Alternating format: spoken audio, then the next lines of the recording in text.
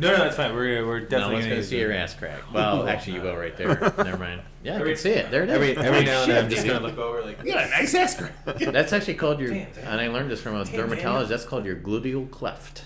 Yeah, look at that, motherfucker. You come to Alarmist, you learn some shit. Yeah. About where your shit comes from. Is that recording? Are we recording? Of course. Oh, yes. Thank you, because now I have the intro to the episode. This week we're joined by Gary Gulley, founder and owner of Alarmist Brewing. This is episode 75 of The Malting Hour. What's the haps on the hops? Got yeast and beats. This the Malting Hour where we talk about our drink and tell you what we think every other week. And if we get drunk, well, we might slur our speech. Got the gift of gab, the friends you wish you had. Join us for a drink, join us for a laugh. Time is never wasted, where you getting wasted. The Malting Hour here, people take your places. People take your places. People take your home. Welcome to The Malting Hour. I'm one of your hosts, Tony Gulley, joined always with Brandon Winninger. And making his sophomore episode toasting debut. Let's hope it's not a sophomore slump. Ooh. Danny from Hip Hops. Dude, you just set yourself up for, you already had an issue with getting empanadas and tamales wrong on the first episode, calling me out on my poor editing skills. Sophomore slump might be in your future. But that's not why we're doing this episode. Right now we are in the northwest side, this is still considered the northwest side of Chicago, isn't it? Yes. Right? It's almost as northwest as you can get. It is. You're right. It is. I don't do geography. I know where I live. It's considered the northwest side of Chicago. Anyway, we're in a basement. It's very quiet. It's very nice, but it's also the basement of a brewery. Very cool. Near and dear to my heart because it was the first brewery. I'm not blowing smoke up your ass right now, just so you know. Don't say anything. I'm not blowing smoke up your ass or anything. But Lake Jew has a very special place in my heart. It's the first hazy IPA that I've ever enjoyed, ever. And that was before One Fucking Metal. Brandon and I were there when you guys won. We were there that year. We were there that year. We weren't there, but we were there. Introduce yourself. We're an Alarmist. Here we are. We're an Alarmist Brewing in Chicago. And who are we with? Hi, I'm Gary Gulley. I'm the founder and chief alarmist of Alarmist Brewing. Chief Alarmist. What does that entail? Running everything except I don't because I have an excellent staff. Oh. Other than Ethan, who you met, right? Oh, yeah. He drops the ball and everything. He's But all right. other than that, we have great staff. So I have been relegated to things like accounting and things like that. But yes, it's overall management of the entity that is Alarmist Brewing. Good. I'm glad you mentioned accounting because that's what we wanted to talk about the most. Oh, well, you know what? So let's talk about journal entries. So here's what Tax you do. season. Let's say you have inventory and you got to convert it to cost of goods sold, right? Come on now. With Excel. I actually do need to know. I this actually in my real love job. spreadsheets, which is kind of Spreadsheets are great. I They're love it's them. under Excel. Okay, we're not going to get into that. Anyways, Yeah. so yeah, here we are. Were you about to say something about No. spreadsheets? It looked like you wanted to say something about spreadsheets. Nope. You sure? No. If you want to, this is the time. Nope. Because we'll never bring up spreadsheets again on this podcast. I probably will. I mean, on this, okay, anyways. So yeah, we're at Alarmist. Gary, tell us a little bit about the history of Alarmist for people who do not know. Oh boy. Because, we reach a lot of places. We reach a lot of cities in the USA. And random countries. Someone in Brussels is listening to us constantly. Have you actually checked to see who? Yes. Like, Yeah. really? Yes. And you Yeah. got some people in We- Brussels, huh? We always check the countries. Absolutely. And yeah, that's legit. There's someone at one point who is constantly listening to us in Ireland. And then I'm like, Oh, really? do we have Then we did a friends St. that Patrick's move? Day episode and it was downhill from there. Oh, really? Like, That's you did awesome. Barrel Aged Guinness? We're done. Man, I'll tell you just wait till the internet gets everywhere, and you'll get people in like Australia and stuff. What? Yeah. Where is that? Oh, it's down south somewhere. I don't know. I've never been there. I heard it was down under. Yeah. Under Yeah. what? I needed the rim shot on that. So So history. we are doing it. So I started home brewing, and people ask me this. I want to say 1991. So I'm from a town in Indiana called Kokomo. If you sing that fucking song, I will punch you in the balls. Anyway, We don't have the rights to it, so we There's can't. I might be able to sneak it in somewhere. So, and I went to Purdue, and I'm a very loud, proud Purdue Boilermaker because I'm the only person in my family to go to college, like originally. And then I studied engineering. I graduated in civil engineering. So what I should be doing is designing bridges and structures and all this shit, and I don't. There's another brewer we know who was an engineer. Yeah, I've met a few. It's pretty funny. And so, long story. So I, right out of college, I worked for this company up here in the suburbs. And it's part of a large international place. And they sent me down to a nuclear power plant, which is just funny to say, in Texas called Comanche Peak. And it was one of the last nuclear power plants built in the United States. And it had been started in like 1972. So I was there in like the 90s. So this son of a bitch still wasn't up and running yet. And so I was down there doing stuff that was supposed to be engineering, but it actually wasn't. And I met a guy who was homebrewing. And I didn't even know what he meant.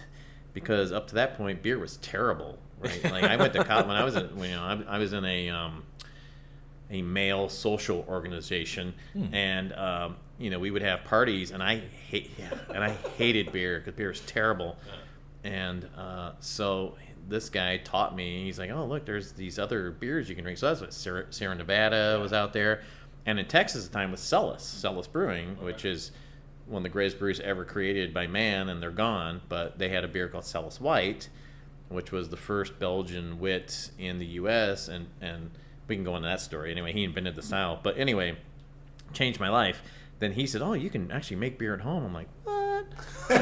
So he showed me, and then the weird thing is there was an actual homebrew store in Fort Worth, which is where I was living. And so we go in there, and you buy these cans of malt syrup and stuff. And I learned how to brew, and I still have somewhere, I have my original recipe, handwritten, and it's got spills on it from all the work. You look at the recipe, it's like, what? This is like the worst beer ever made. And I'm sure it was. And we had to bottle it, and I can go on. I mean, we'd use bleach to sanitize. Can we get it so we can make that? Just to see you know what? I'm gonna look that. You know what? I might do. I've been thinking about that. I think as a task that would be because I had like Fuggle hops, which people don't know. That's like an old school English hop, and I don't remember what was in it anymore. Poor Fuggle. What style was the recipe? It was like I don't even know. Like I honestly, because styles back then there weren't any styles because no one made anything. It's funny you said that. The first homebrew that I got, my wife gave me and her brother. Mr. Beer Kids. I knew you were going to say Mr. Beer Kids. There's one in the brewery right now, by the way. It's probably 5 years old. I still have I should say, Myke still has the original fermenter. Mm-hmm. And we didn't the first time. Like we're ready to do it. We didn't. We followed the recipe, and then we're like, let's try it. Let's hop this shit like it's Dogfish Head 90-minute IPA, and we put whole cone hops in there. Like I can't even imagine. It's not good. When I was brewing, you mess. couldn't even get that. Like, and the variety of hops was very limited, and so God, and I remember you had like I said, you had bleach water, and you would. This is fine. You would rinse the bottles in it, and At you least let you're them dry, practicing and then it was sanitation. you had to, and I'm sure that beer. I remember drinking it. I don't remember what it tasted like, but I remember thinking this is the greatest thing I've ever done in my entire life. And so then I got into it, and then probably let's see. So I moved back to Chicago area, and then I moved again, blah blah blah, and I got back here. I brewed for a little bit in like the early 90s, and then just kind of got away from it. And I think that was so a lot of people might not know or might not remember because I'm old, but there was sort of this pre-craft beer revolution in the 90s, so a lot of breweries were opening up. So here in Chicago we had Chicago Brewing, and I actually met one of the guys, just sheer coincidence. He was a neighbor, a friend of mine, who was one of the three brothers who opened that brewery, and it was notorious because when we didn't know it at the time, but the quality was terrible. Like they had all kinds of weird infections and stuff in the beer, but no one knew. Like unless you were like a big brewery, you didn't know this stuff. And so they had that's pre-social they media had too, right? Oh yeah, they had was it Big Shoulders Porter. They had I actually Googled it the other day to look up the label. I was like, holy shit, I remember these beers. And then but it really quickly fell away, and all these places went out of business because it just there's a lot of the corruption with distributors and not letting these beers get to the market. Plus the beer wasn't very good. And then, but one of the few to survive would have been, like Sierra Nevada, some of the older, New Belgium, all that. And then it kind of just died, and then it came back in the early 2000s, right? So I started brewing again in 2008. I had all this equipment. I still had it. I had to pull out of my basement. I found my original mill. There was mouse poop on everything, so I had to take it outside. I cleaned everything, got dumped. I found a can of German wheat malt syrup for brewing that was probably 15 years old. Did you use it? I did not. No. I did not. You get it in a small 1 gallon. It would have batch, been just awful. So then I joined the Chicago Beer Society, and I met a bunch of people who now so I met like John Laff and all the guys and I was just saying Off Color. I met a bunch of people who opened breweries since then, and really like expanded our knowledge. And the internet just changed everything. We learned so much. It was all of a sudden it's like just knowledge coming in, and then you had access to all these ingredients that you didn't have before. Because back in the day, you'd go into a homebrew shop, and there used to be one right next to Chicago Brewing Company. It was like at Armitage and Elston. It's that weird intersection. Yeah, and it was right there, and there was also I don't know if it was Brew and Grow at the time. Yeah, Brew and Grow was tucked back there. Yeah. Yep. And you walk in, and you just had shelf after shelf of malt syrup in cans. And you'd have like a stout malt syrup. Yeah. And it was Canadian, Belgian, American, Australian, anything you can imagine, they had it. And that's how and there would be a little package of yeast underneath the tent. And you didn't know what it was, you didn't care. You didn't. It's yeast. It was terrible. It's going to do something. Oh my God, it was awful. I've heard many stories or read stories about like how it used to be with old homebrew shops and like I know nothing what that's crazy. like. I wish I would have seen what it was like. Yeah, it's crazy. And then it all shifted to all grain, and it got easier once I started reading. I'm like, oh, this is so much easier than what I remember. So then, I got the bug, and then a whole bunch of stuff happened. So I was in technology. I was doing internet development. I worked for some large technology companies, and I fucking hated it. And that's not so much the technology. I hated the corporate work environment. Yeah. I hated it. Yeah. And it took me and by then I had, I was married, and I had, 2 kids, and I had this mortgage, and which, still have the house and everything, thank God. And although I wish I could get rid of kids. That's another story. Gavin Declan, that's a joke. You said one just turned 18? You're 18. You're out, motherfucker. He had his fingers crossed when he said it was a joke.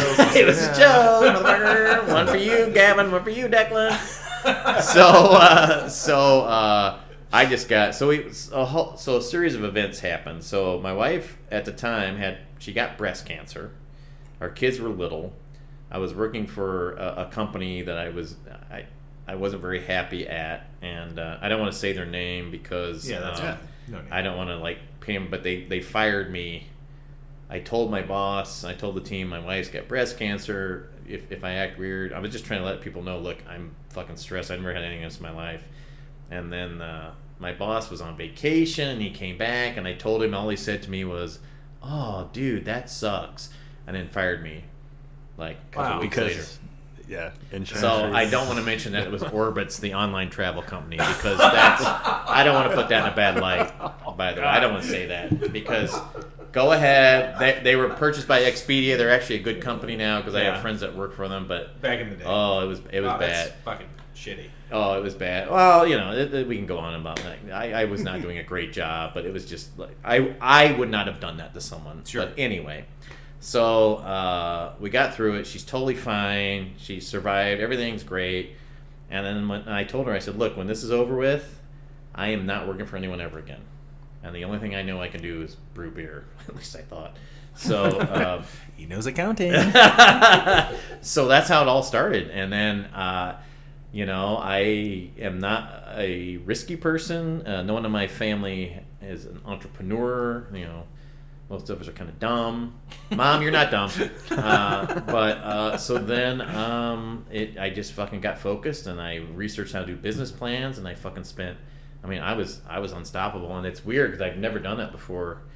And I got funding, I got investors, and I got it open. And the first couple of years were terrible. I mean, it was rough, and I put my life savings into the whole fucking thing. And my wife, the whole key to this whole thing is Bridget, because she was all for it. She's like, look, you're miserable. I want you to go and be happy and do something. And plus, she grew up poor, so that really helps, right? So that's really helpful. So if you want to open a brewery, make sure your spouse is poor already. That helps. And then so that's how it all kind of came together. So, but the takeaway is for me, regardless of brewing or whatever, man, if you feel constrained, you're in the corporate America and you hate it, fucking get out and do something on your own, man. Just take the risk, I mean, it's got to be. You can't. I'm not gonna go write poetry for a living because I'm not gonna make a living. I mean, nothing wrong with that. I'm just saying, I got a mortgage to pay. I bet you this poem could pay this much. Yeah. Guess what? I wrote a sweet poem.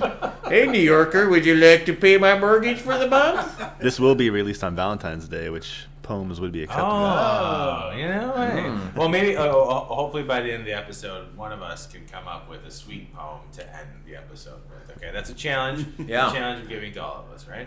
That's good. Yeah. So that's an awesome kind of background to the story. Yeah. I'm gonna do something untraditional, and we're gonna take a quick break. Yeah, we need some booze.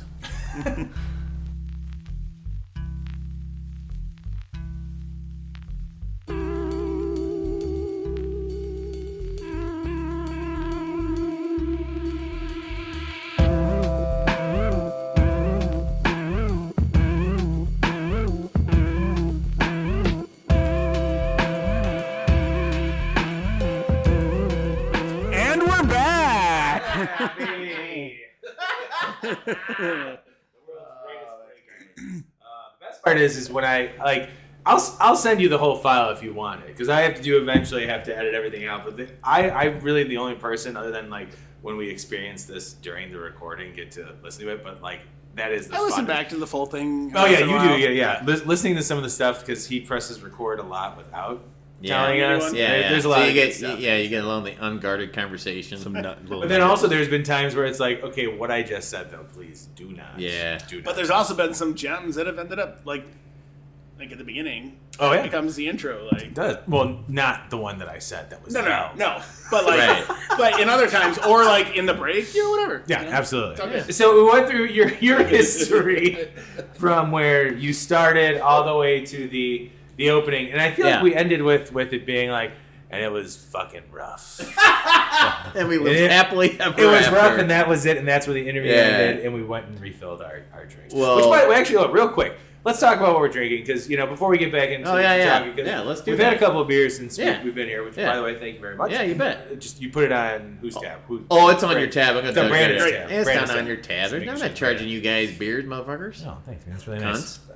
Okay, let's. Okay. Brandon, you can drop that off. That's your charge right there. You gotta find it. You gotta find it and edit it. I'll probably leave that one in. Everyone you leave in is $1 off your tab. There you go. Shit. Why the hell would you say that? Oh man. All right, well, keep drinking, boys. Oh, good thing we shotgunned those 3 beers at the bar before we came down here. Nobody knows. We have a simple rule here. Either you abide by the word cunt or you don't. The cunt abides. Oh, shit. All right, yeah, that's a big Lebowski reference right there. Brandon, do you remember what it is that you're drinking? Nope. That's the cold IPA. Yeah, I do. I did that. I didn't know the It's name. called Woodland Chill. Woodland Chill. Yeah. I almost said Woodland Chill. That's the only beer that Bob, the bartender, has ever named, and we laugh because it sounds like it's like the scent from an underarm deodorant, which is really funny, right? It's Old Spice. Yeah. Old Spice. Yeah. Woodland He's like, Chill. Woodland Chill, and I'm like, all right, fine, because I had to get the label out the door, and then we all started laughing about it. So. That's what we said. It tastes like Woodland Chill. It does taste like Woodland Chill. Yeah. Well, Brandon, what do you It's not musky or what do anything. you think about it?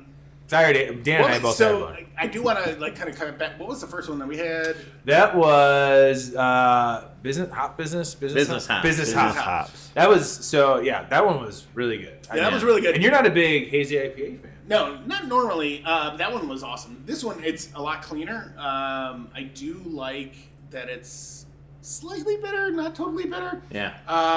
And very just like, and I'm going to the word mouthfeel. Like the mouthfeel is just so like refreshing and cleansing almost. Like I feel like I could just keep drinking this and like I'll be okay. But I won't if I keep drinking this. But yeah, and then like color wise, dude, it's super clear. Like this is awesome. Nice and golden. Dan and I were just saying when we. I want to go into the woods and chill.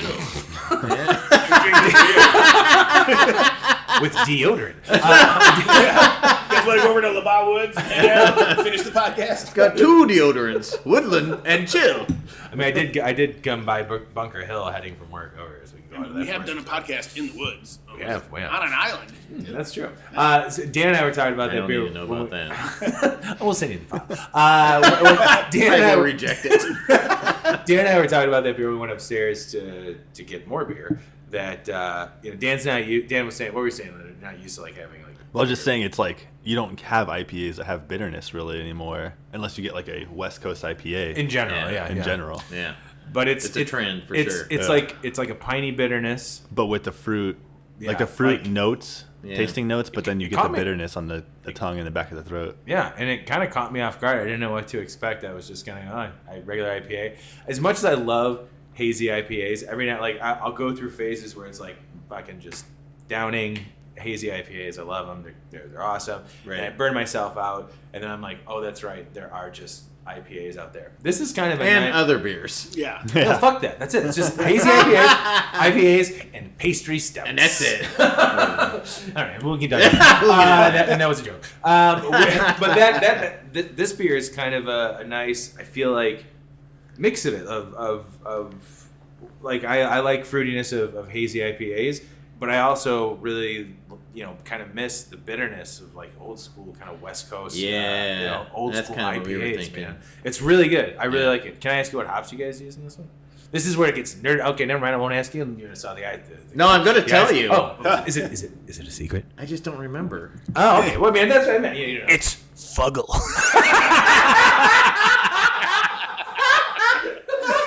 Actually, I do know what it is. Son of a bitch. I know it's Citra and Citra, Simcoe, and yeah. There's something like Stone, like not me, Stone Food Tropical else that's in there. I don't know. Whatever the third hop is a mystery hop. That's fine. We don't will have to. tell you as soon as I remember. Okay, when it comes back to you, that's Yeah, fine. you can like recording. I don't know.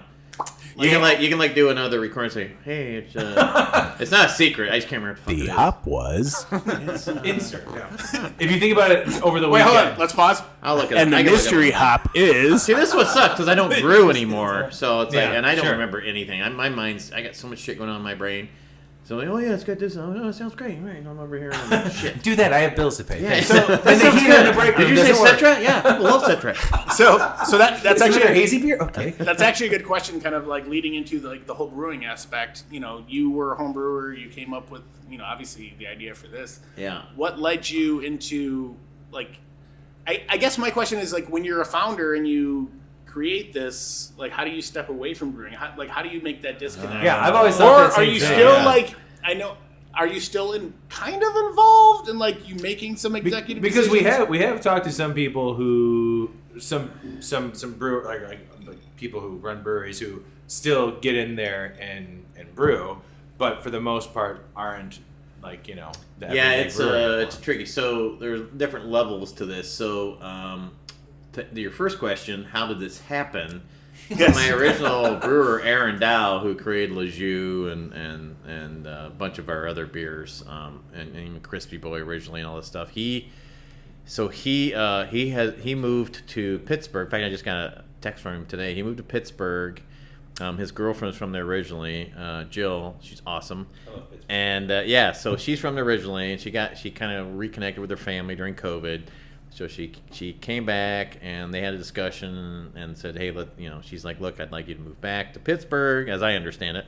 So he did, but he found a job with it's called Golden Age Brewing, and you can look it up. They have everything. They have all the social medias, and the key thing there, which is really funny, is they really wanted to do lagers, and he was really getting into lagers at the time, which we still are. And he kind of sucked me back into that damn thing. So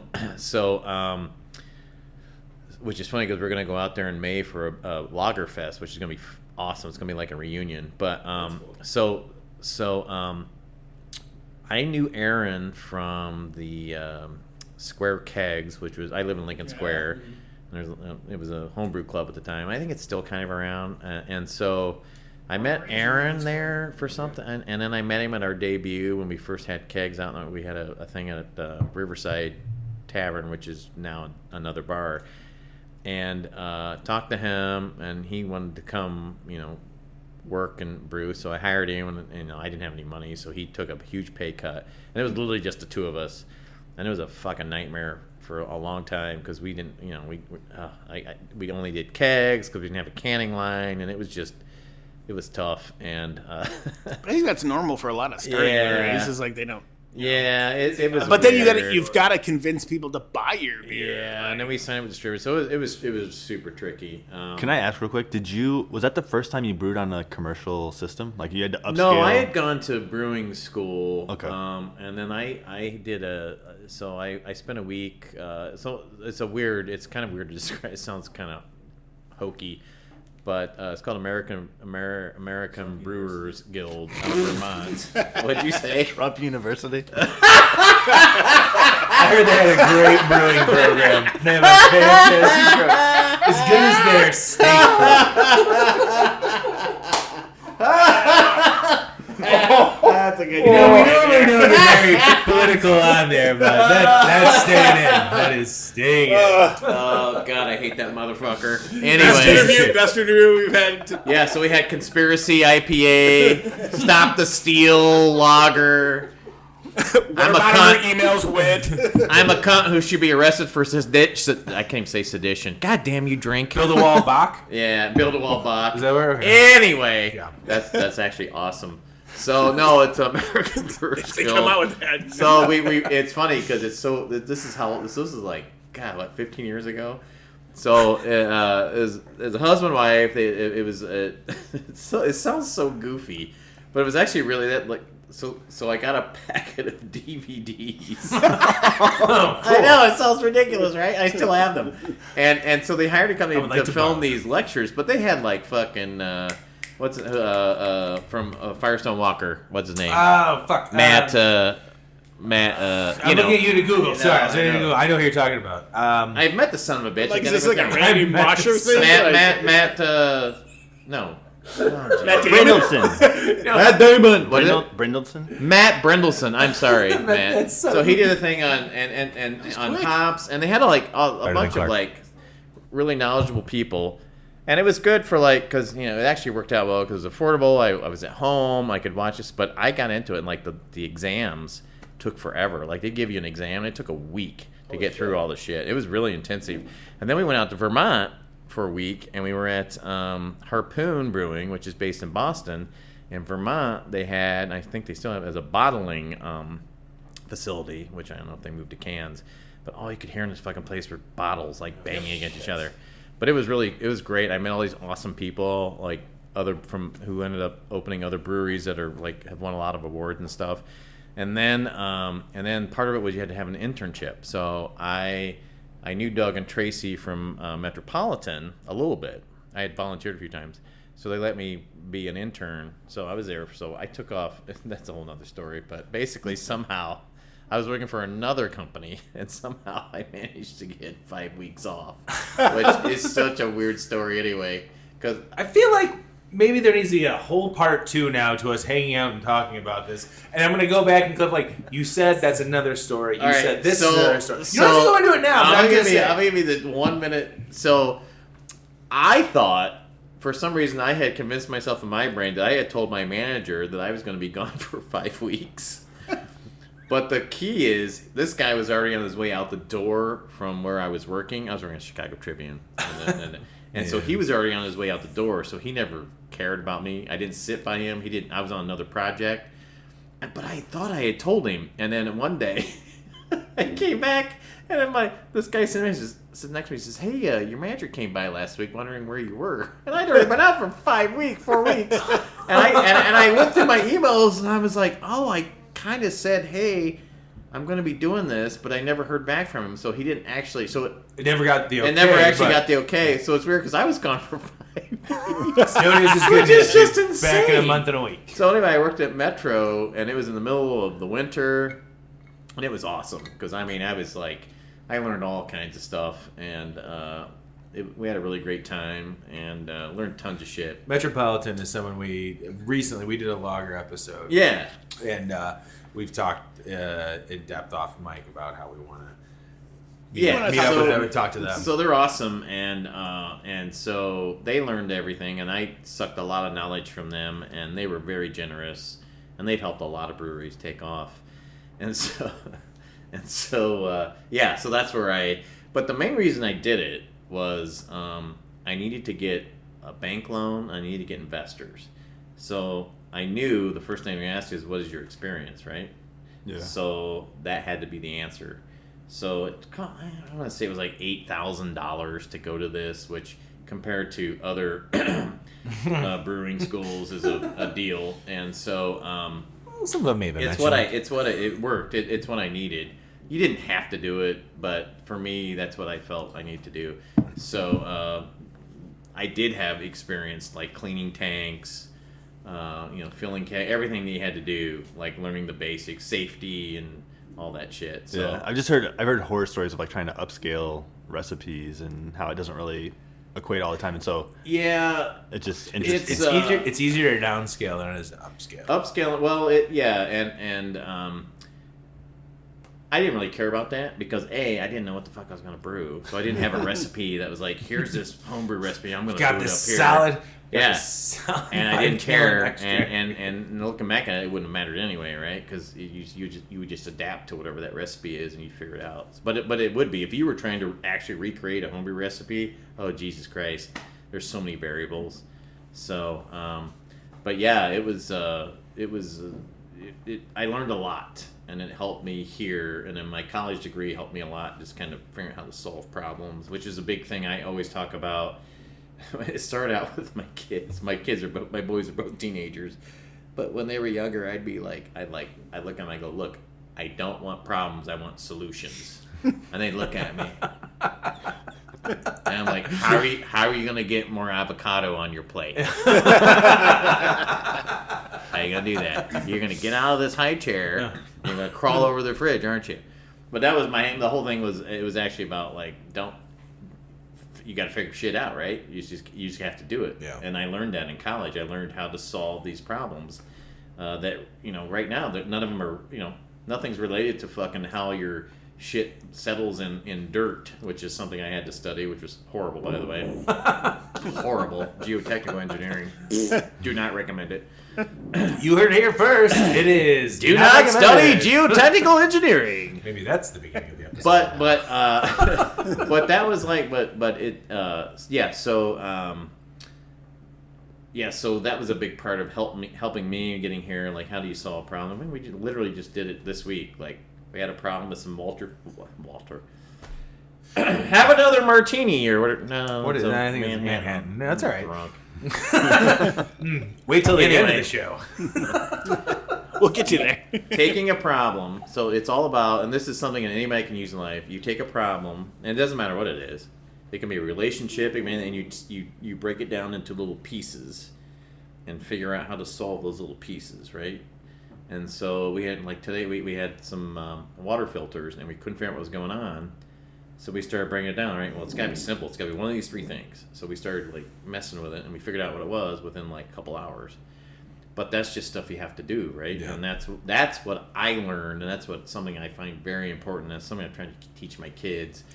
And in any business you do, but something like brewing, where there's a lot of equipment, and shit goes wrong all the time. Like, you hang out with brewers, and they'll say, oh, my fucking glycol chiller went down. My boiler went down. I mean, it's just constant shit going down.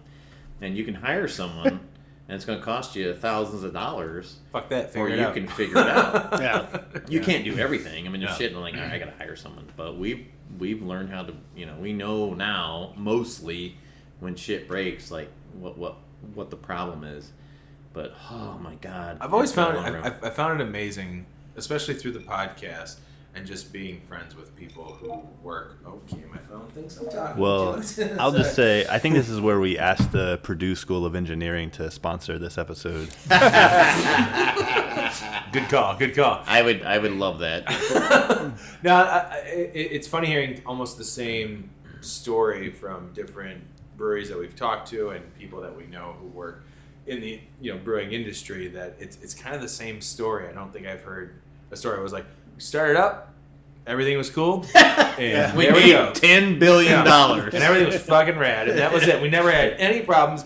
But like even when I use this as a very loose story that I worked at Lake Effect for a month when I was in between jobs. Oh, yeah. And it was a lot of fun, and I loved it. And everything that you were talking about, like the Metropolitan, like interning, which is kind of what I was doing, but I was getting paid, and I was also a delivery driver, which is talk about the sciatic nerve thing. There we go.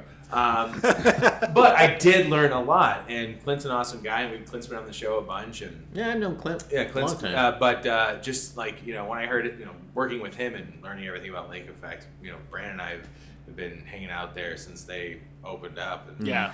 it's cool to hear, like not cool, but it's refreshing almost to hear that everybody almost has the same path. Yeah. Not refreshing that you guys Right. had to go through it, Right. but it's the same. It's almost the same formula. Yeah. But all these places are the places that we reach out to are breweries that we The trials we like. and tribulations Man. are always Yeah. the same. And we It's unbelievable. Yeah. and you guys all make awesome beer, which we Yeah. haven't even really said yet. That Yeah. I haven't even fully got to about how much we like Alarmist beer. Well, I me appreciate personally.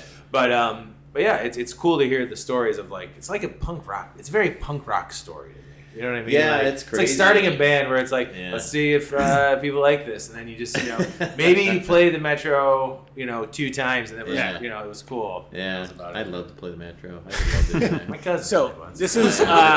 Much this is an about awesome them sex. segue. Like my next question kind of leads into some other stuff, but I'm going to use this other opportunity to take another break. We got 2 breaks on this show. Yeah.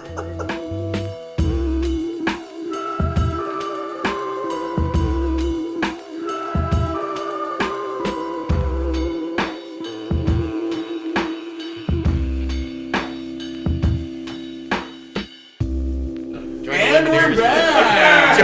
Join the Lumineers, motherfucker. Oh, sorry. No, I'm using that somewhere. That is going to be used somewhere. Second break. This is, I don't know of many episodes other than, when we did the fucking first part of our Bourbon County mix. Blowout. Yeah. Jesus Christ. Yeah. Build your own media pack. Yeah, we don't get media packs from Goose Island, so we built our own. We bought all of this past year's Bourbon County, and so we've done 3 of the... So we're slowly doing episodes reviewing all of those. Sitting down and drinking Like all the through- variants, you Yeah. mean? Oh, yeah. Oh, okay. The first one we did regular, Blanton's, and Cola. Yeah, so that was the first I don't even, man, I know. So, it's a funny story about that. Do you want to record it? You ready? Yeah, we're going to record Okay, it. that's okay. Oh yeah, recording. So, back in... back in my day. Back in our day, There it Goose Island was an island full of geese. It's true. And the island is still there, but the geese is all gone. They got me into beer. They got made into a nice quilt, is what they got made into. No, that wouldn't work. You couldn't do it like that. It'd be a... No, anyway. Hello. Comforter. Yeah, there you go. But we used to go to Goose Island when it was just the brew pub on Clybourne, before they had the production brewery. And I had one of the first ever Bourbon County stouts. Ooh. And I can remember we were sitting there, and I remember drinking this, and I was like, this is the most amazing beer I have ever, because no one had ever done it before, right? Yeah. And it was, at least, not that, who's the founder? John Hall. John Hall. Yeah, Greg Hall, Greg his Hall. son, Yeah. is credited with creating that style. Yeah. Since been disputed. But anyway, so but that anyway, whole part right there, I can cut out and well. Yeah, 44 minutes. That's all right. I'm gonna listen to the whole fucking thing because there's a lot going on. Yeah, he's a cocksucker. Anyway, so oh my god, the stories I've heard. So, but I remember drinking that beer and I was like, holy shit, this is amazing. And that was before they had no bottling, they had no nothing, and that was the only way you could get it was at the brew pub. Oh man! So it's funny now because it just blew up like crazy, and wild. now at Goose Island here in Chicago, most of their production is used for Bourbon County. Oh, yeah. That's where it's got. That's where it's going now. We got a chance to do when they first started doing the prop day. We did what was it? When was that? When was the first prop day? 5 years ago. Oh, that we did. Yeah, we went to the Barrel House. What's prop day? What's that? When they Day released to their go to proprietors. like They released. Is that That's what they what call it? Yeah, they call it prop. I think it was 2016. Why is it called prop? I don't understand. Because they have the Chicago propagation. Propaganda. Proprietor Stout. Propaganda shows up. They start playing. Yeah, Proprietor Stout. It's the I prop didn't know is the like fucking- the one that Chicago. they only released in Chicago. You think I should know something like this, but No, it's okay. I don't know what anyone's doing anymore. No, I'm actually impressed that you don't. That's refreshing. But we went to. It was like we got to go to the whole barrel facility and drink. It was. You've been there before impressive. me. I've never been in there. pretty and nice, I've got like man. friends who are like, do it in there, and I've never like. If we ever get invited, we're like, well, we're bringing Gary. Yeah, let me know. I want to go in there. I've never been in there. Got a lot of people are making promises to on this podcast. Gary wants to poke some barrels. So Oh, that was a euphemism. That didn't actually mean. Oh, you thought I actually meant barrel? No. All right, moving on to the beer that we're drinking right now, because I mean I know. Well, actually, real quick, Dan, you had a question. Do you remember what your question was before we took that break? Yeah, I was gonna ask. So you started brewing in 2015, Yes. and how did you pick a Saganash? If I'm saying that correctly. That's a goddamn great question. Yeah. Which I know you guys The are. neighborhood. The limited research I did, you guys are the only bar or brewery with a patio in Saganash. We're the only bar and brewery there's hardly. There's not much around until you get. yeah. So that's a whole. So you had And that other. Whole I Foods get- doesn't count anymore because they took theirs out. So I'll get into that in a second, but that's how a little city stuff. You want to know that, but for me it was I had a few criteria. Had to be relatively close to where I live in Lincoln Square, and phone again. I had to have tall ceilings. Right, you have to have you got to fit some vessels in there. So our ceilings are 16 feet tall, which is really the bare minimum. I mean, I wouldn't want to be any shorter. And, I obviously wish it was taller because we could put taller, skinnier fermenters. But, and I just found it with a real estate broker. And it was, let's see, what was here? It was a screen printer. So they weren't even using all the space. So down here in this basement where we are, they would do the actual screen printing where I don't know how they do it. They develop the screen print and shit. Yeah. So. And then upstairs they did, but I don't even know. And then the company that owned it bought it. That guy had moved out and found it, and it was perfect.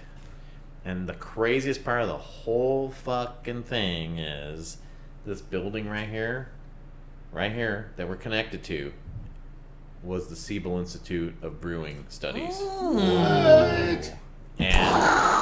And they built that in the 1950s, Whoa. and that's where Siebel. That whole building was Siebel's right here, and that was the brewing school. Wow. But they never had a brewery. They had a little tiny pilot. So this over here was not a brewery. So as I understand it, some of the Siebel brothers had a side business, and this was a warehouse where they were selling shit. I don't know what the hell. I still don't know. Still don't know that whole story. Drugs. But so over here, like you look at some of the luminaries or the lumineers and back to the the craft brewing conversation. industry, like Dan Carey from New Glarus, which is my favorite brewery on planet Earth. He went to school in that building right there, which is that's badass. crazy. And so, I'm friends with like Ray Daniels, and he lives really close by, but he's got stories about this place because he used to be in here and teaching and stuff. So it's just a weird, crazy coincidence. That's so cool. Yeah, it is, right? And did I you mean, find it's that out? crazy. You find that out after you picked it? After when I was looking at it, somebody told me that, and the only way you would know, there's an electrical box, and we still have it, and someone had put a Siebel sticker on it, and that's the only indication whatsoever. But then a friend of mine, Keith Lemke, who's and he's Canadian, so he says a boot all the time. But he there's if you look up, there's a he gave me this framed picture of what the building looked like, which is exactly the same except it said Siebel, and some of the pictures inside. So it's like he came out in the courtyard and he's like, "Oh, you wouldn't believe all the stuff about up here." I just want to say a boot because I don't know what else they do. But he's just talking about, "Oh, we used to hang out here and we used to drink this," and just going on and on about all these stories. So it's a little piece of American craft brewing history. So it's really weird that we're like right here next to it. So it's so crazy. But that's how we found it. It was the height, the price was great. It had the things when you had a dock and all these other things that you don't really know about until you need something. And you're like, I don't know, dock. What do I need a dock? See all the fun shit you can learn when you listen to this show. Hey, it's the malting hour. No, try to make that a name. Right. that is awesome. That's cool. Yeah, that it's it crazy. just happened It worked upon out it. really I mean, well. So I think you wanted to get into a question about Le Jus. I did because, as I said, this is the first. I was not interested. God bless. Well, you didn't understand it because I didn't ask the question. Do droids not have silent mode? I don't know. It's a Samsung. what the fuck is that? Samsung, man. Don't worry about Oh, it's on iPhone. That's why. it. Yeah. Okay, sorry guys. Sorry, I'm not cool. Okay, I'll edit all that out for sure. That's bullshit. I call bullshit. So when hazy IPAs became, you see how smooth that was, and you fucking ruined That it. was great. Oh, You could have just kept talking. So Your mom. my wife did just say dinner's ready when I get home. I'm like, well, we started a little later. We took a couple breaks, so eat without me.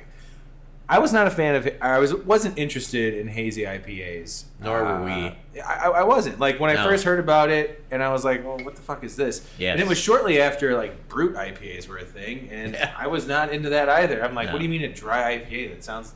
And I think maybe I had two, and was not into it. And I'm really glad that fad kind of like. We brewed one just to see what it'd be like. And how was it? It was great. It was actually really interesting. Okay, It was called that's Let's not where I Get was Physical with Fizz. Yeah, that shit was tight. Do you get that song reference? Yeah. Okay. Olivia Thanks, Newton-John. Dan. Yeah, we Anyway. know.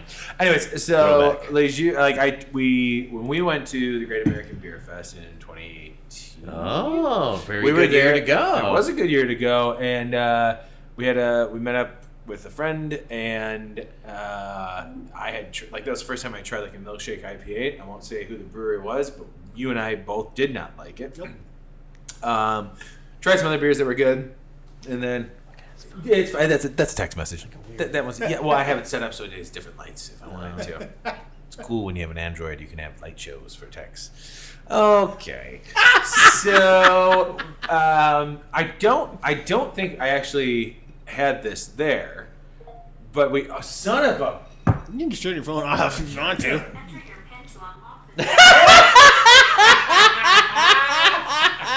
You don't have Siri. What is Jesus it? Christ. It's What triggers the thing? Hey, Google, ruin my life.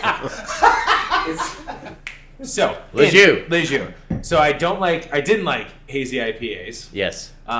Did not like brewed IPAs. I'm going to give you the abridged version of it. So when hazy IPAs came out, I was like, okay, so it's just another thing that's gonna, a small fad. Great American Brew Fest. Brandon and I were there in 2018. Had a milkshake IPA. Did not like it, and I was kind of thought that was going to be like that's what hazy IPAs were as well. Come to find out, I'd already been here we talked about on the break. My brother-in-law and I had already been here, and that's when I think like we came here and had Pantsless was definitely on tap.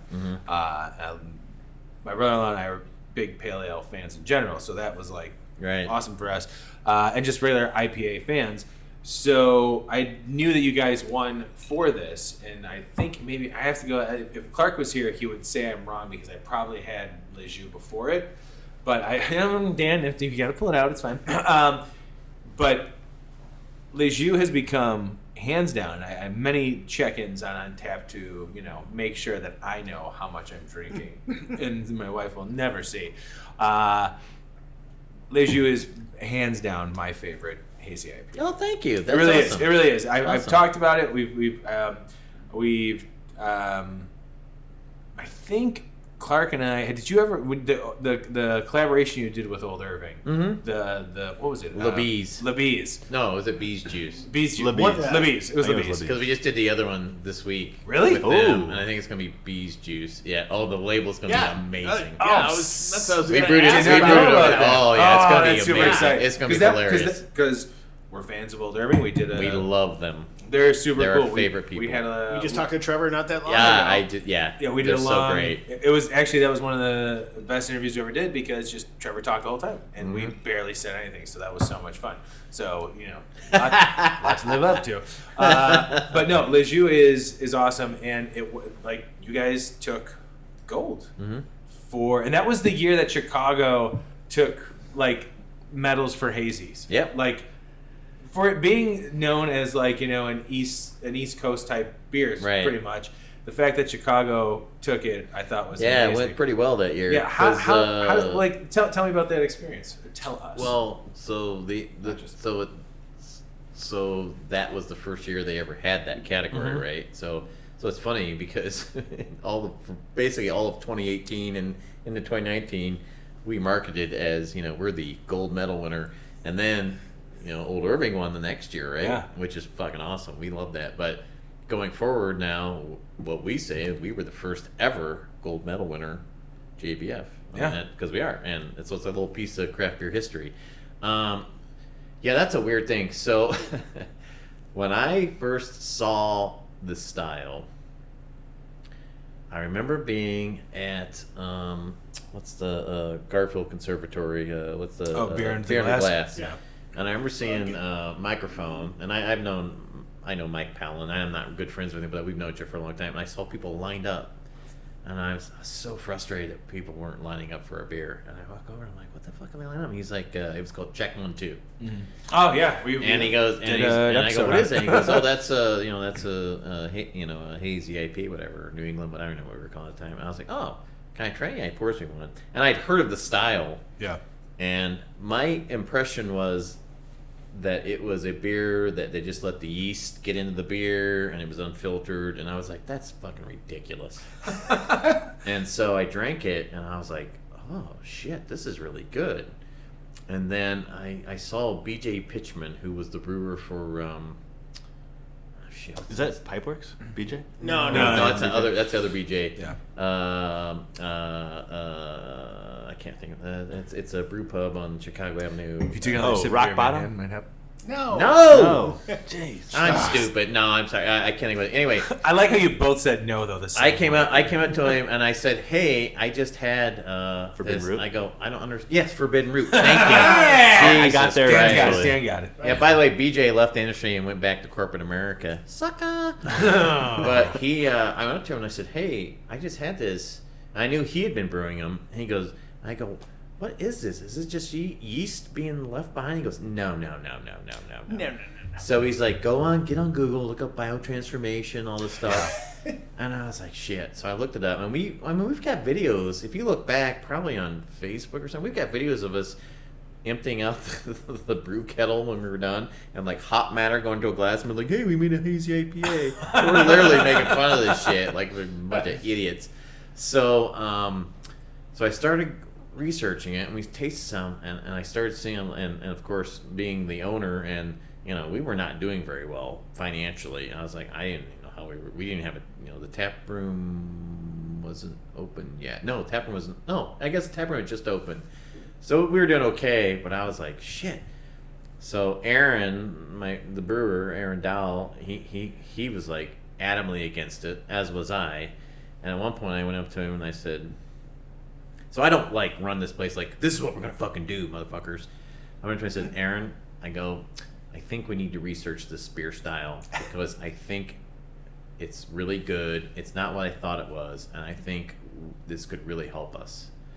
And Aaron, fucking, once he took it on, he knew everything. So we all know each other, all the breweries. So we talked to Maplewood. We brewed with Maplewood. He went around to what's the original Crushed by Giants? What's their first location? Because we know Brand Corridor. Before Corridor, the other one. Dry Hop. Hop. Thank you. Yes. Jesus Christ. Don't get old, you guys. So I've known Brant from Dry Hop and Greg. So they, they were doing some really good hazies. So we just learned, and we learned some of the basics, and we researched, and he fucking went down it, and we did an original hazy with Maplewood, and it had so much lactose in it that it was fucking sticky on the side of the glass, which we didn't know, and then we kept tweaking it, and he came up with Lejeune, and we were like, this is it, man. And so we pulled way back on the lactose and stuff, which, side note, I wish we didn't have lactose in it, but someday we may get rid of it. But. We did a mystery beer episode last year that before we did it, I had one. I had Lejeune. We did the episode, and the other guy, Clark, made that part of the mystery, and I couldn't figure out what it was, but I think I got to the point where it was like a hazy IPA. Yeah. And I'm like, but I think maybe I brought lactose, but somebody read the description, there's this lactose, and I'm like, what the fuck are you talking about? I've been drinking this for like 3 years now. Again, there's lactose in it. Son of a bitch. Yeah, I didn't know until you came out with Drag Through the Garden. Yeah, so it's a small. I mean, as it's far as just, like it's flavor, not a lot. Yeah. But the lactose idea has at a the negative. time Yeah. was that it gave it body, and the sweetness helped. Absolutely. And then Trevor at OIB, he's the one that shows you don't need lactose, because that's like we thought. And then the Beezer, and I was like, oh, my mind went like. So we still have it because that's the beer, but at some point we want to pull it out because I just don't want lactose. Sure. I just don't want it in there. Yeah. But it's hard to do because that's that's 60% of our production is that beer. Yeah. And I can't It's a mess really with it. good beer. But I would thank you. But I wish it wasn't in there. But so it's funny, you guys are looking at all those variants over there. Yeah. None of the variants have lactose in it. That's awesome. The only beer we make ever with lactose is that one.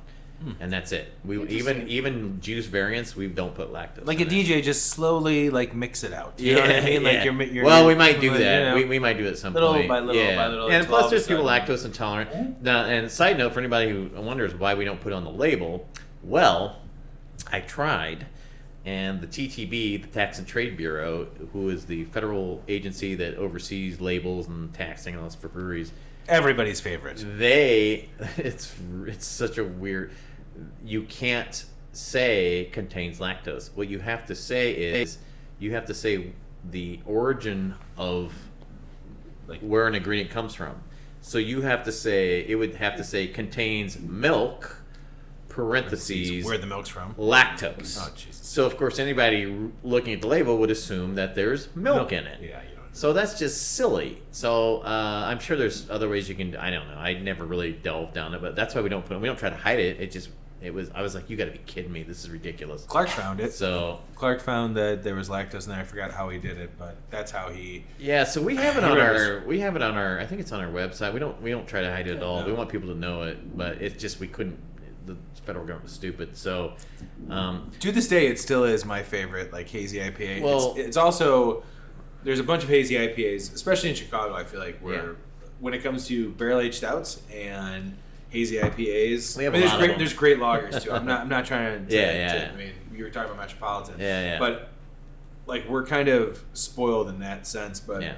Lejeune is like it's awesome to find it when I go grocery shopping now too. Yeah. Where it's like, oh, cool, Lejeune, grab that because that's it become keeps getting picked up more and more. Dude, I and just it having keeps getting, having it in my it keeps refrigerator. growing. It's great. There's few breweries that end up in my house. Revolution is one, and Lejeune always makes. Well, the thank beers. you. We love the beer, and we keep tweaking. We tweak it a little bit here and there, but we're getting closer. Like right now, the big thing we're doing is looking at dissolved oxygen, which requires a $25,000 piece of equipment that we Just bought make it. last year, which is about this big. already Which is bought about this big. Shit. I told my wife, I'm like, hey, honey, we bought a $25,000 piece of equipment. Would you like to know how big it is? She goes, is it the size of a car? I go, no, it's the size of a fucking old cassette player Yeah. from Radio Shack. That's an old reference, by the way. Dan doesn't get it. I showed her that. She's like, that's impossible. My mom used to So work at we're Radio now Shack. at the point where we can figure out how much oxygen's in it, which is going to make it oxidize faster. So that's we're so getting cool. that figured out. That's So awesome. we're really getting into quality control and all that stuff. But it's that beer's not going to change for a while, other than maybe taking some lactose out. But it's our number one selling beer. You heard it here first. The lactose is exiting. Lejeune. exiting the building. At some point.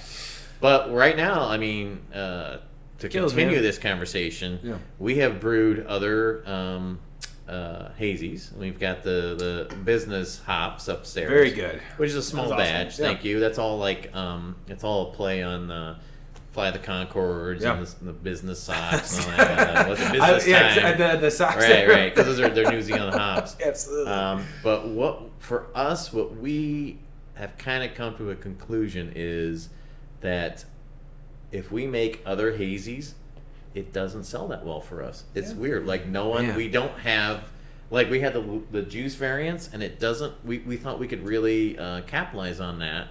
And I think so. Really, quite frankly, the only hazy we're ever really going to brew is juice, and that's it. And we're not going to do other hazies. Out of That's the it. what is it, 7 that's over there? Yeah. I've had 5. Yeah. And the Simcoe, I really like Simcoe and Yeah, Citra. Simcoe was our favorite. I've not done what's the coffee one?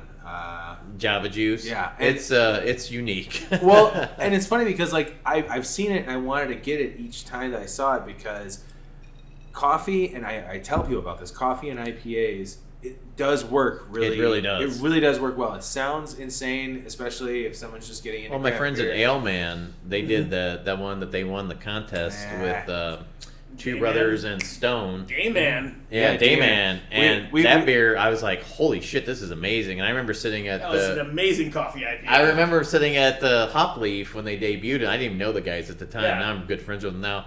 And I just drank the shit out of that beer, and I got really drunk. And I remember talking to, what's his name from Stone, which I don't know what I'm talking about. Greg. But I remember getting... Because you don't remember his name. That's why you don't Yeah, know. Greg Cook. But anyway,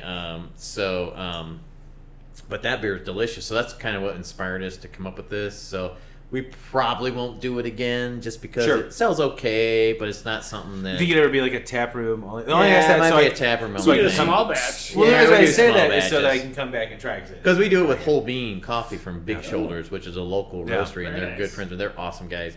And so... I'm pretty sure there's a Benny. When did you guys release it? Oh, we did it a couple years ago, I'm and then gonna- we did again. So... Just recently? Did you guys Yeah, do it we did recently? it like in October, maybe, November. Still sitting. I did see some 4-packs of the Bennies by me. Should Yeah, I that's try it? probably out of code. Should I not at do that it? point. Should I No, do it? don't drink it. No, Don't edit that part don't. out then. Yeah. Drink it. Drink it. No. I really want. I feel Yeah. bad that I didn't go. And that's a big problem, just so people know. Retail stores, any retail store, it's really hard to be able to. You can go in there, and hell, beer could be 6 months old. You don't, Yeah. or a year We've old. talked about that to extent And when it's the Look at fucking the horrible. build your own 6-packs. It's I hard look at to dates do. all the time. I used to be embarrassed being like lifting up a 6-pack and looking at the bottom, like the dates on there. Even with you guys, there are some places where I know. there's Mariano's where I like, oh, there's you, and I when the label had changed, and I looked at one sticker on top, one sticker on the other. Which, by the way, I never used to like. It is so important for breweries to just, if it's a sticker or you're throwing the dates on the bottom of a can, side of a bottle, whatever, throw it on there because there are people out there who fucking care and will probably tell the Well, brewery, we be like, care. hey, just so you know, Yeah. I was at this We place. We want people to know. This is what, yeah. And we still, by the way, we do the stickers because buying the thing that prints on the can, Stickers that's are $10,000 fine. to $20,000. you I had can't- someone on Facebook like, "This is industry standard. You shouldn't use a sticker." And I you almost, can't I figure had out the almost got on sticker- there and I backed off. I was like, "Bitch, why don't you give me $10,000 to $15,000 and I'll fucking buy one." My rant real quick, if you can't figure out the sticker, you shouldn't be buying beer. But dates are it's really hard to if you imagine like controlling inventory. How do you do it? And Yeah. and I think part of the problem is that there's some technology solutions that we could do where they could scan and have Absolutely. code. We could come up with a whole new system, and then they'd be able to say, "Oh, we got beer going on a code. Let's move it to the front.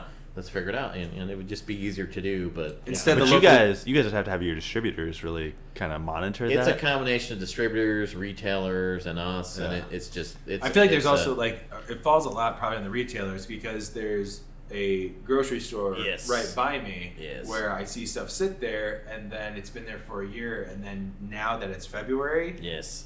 there is a red tag saying clearance. It's now $4 cheaper. They should have that. So that's a simple solution, right? And again, breaking it down solution. They should have someone come in there every week, every 2 weeks, going through and figuring out, look at the label, Yeah. and stuff. And not But- to Because you can start. I mean, if you really need to, start knocking down prices earlier. Be like, hey, guess what? This is on sale because it's been here for a month and it's not moved. Well, But you there- just you have gotta- an extra barcode or something Yeah. that you have it put on there. It says that this shows the date, and people just like scan it as it comes in. They have it. Oh, hey guys, look around. We should have 3 cases of XYZ that's coming out of code, so we need to get it out of here, Yeah. or they send it back to the distributor, which Absolutely. the distributor has to pay for.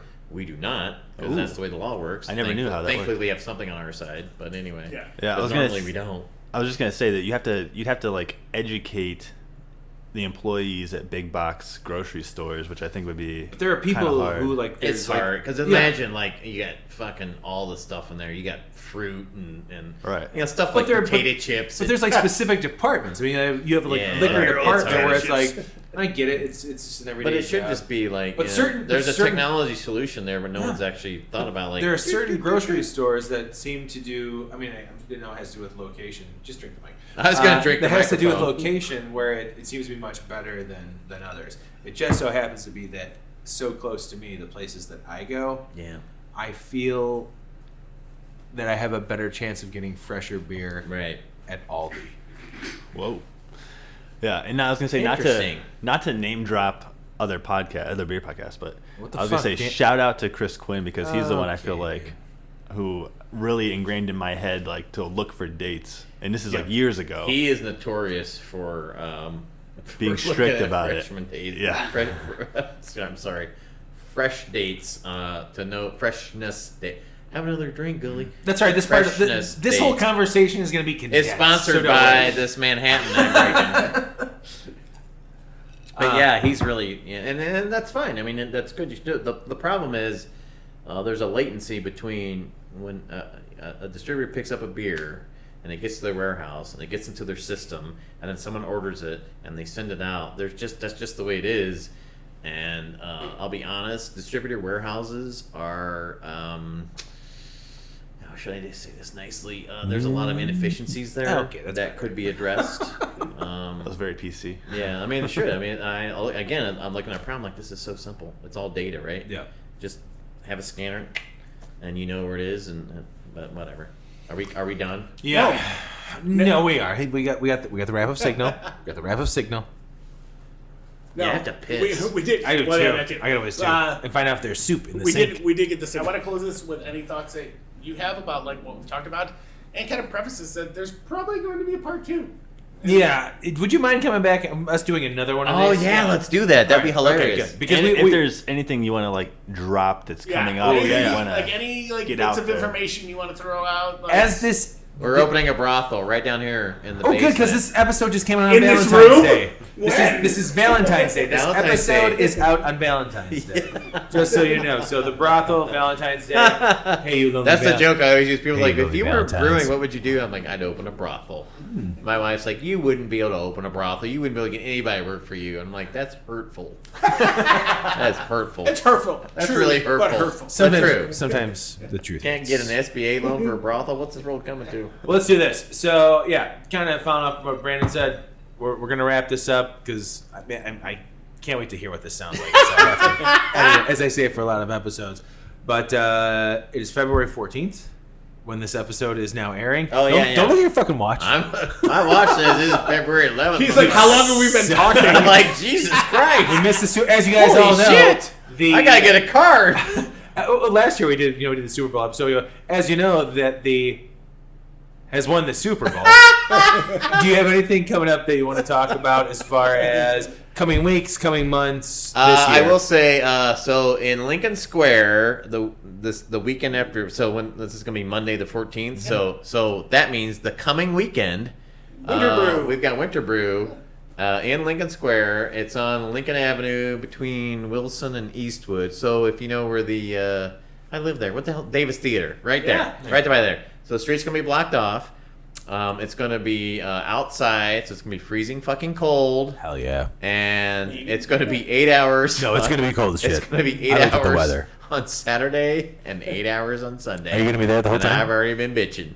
No, I will not be there the whole time, but I will definitely be there. My wife and I will be there. We're going to split it up because we're all like, Jesus, who the hell wants to work 8 hours out in the cold? But anyway, we're going to have a good time with it. We're going to find it. And if you didn't see the NBC thing, go to NBC Chicago and look up Alarmist, whatever. We'll link it in the that's hilarious. episode. We'll link it in the episode. And that was not my idea, by the way. That was Carly from Bottles and Cans. Yeah, but you did it. Yeah, but you did it. Well, Gary, thanks a lot, man. I just want to point out that we did reach out to you April 2021, and here we are. But that's awesome. Almost a year. Yeah, You know we what? talked about it in the parking lot, man. We Life loved it. is not a sprint; it's It a is fucking not, man. marathon. It is. And as the turtle, just slow and steady wins the race. Yeah. That's the thing. Is that what it was? I Turtle don't know, man. Solitaire, You gave me yeah. so much beer since I've been here. Jesus Christ. Triple did something. Something slow wins Something the race. slow, you did it, and we won. Thanks a lot, man. Thanks for joining us. Yeah, you bet, man. This has been awesome. Thanks, Gary. We'll Let's it do a again. part 2. We will. Brandon, love you, man. Love you too, bud. Dan,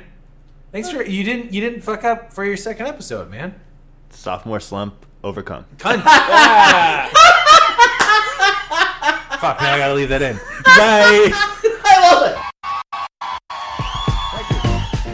it. This has been The Malting Hour. Be sure to follow us on all social media by searching The Malting Hour and at themaltinghour.com. You can also follow us individually on social media. Brandon can be found on Instagram as BMDub81, on Twitter, BDub81, and on Untapped as BDubDrinksBeer. Tony can be found on Instagram and Untapped under Ace of Help Chicago, on Twitter, The Ace of Help Chicago. Clark can be found as Clarkowski on all 3. Dan can be found on Instagram as hip__hops and hip hops on YouTube. Be sure to subscribe, like, and rate the show on your preferred podcast listening platform. Until next time, cheers from all of us at The Malting Hour.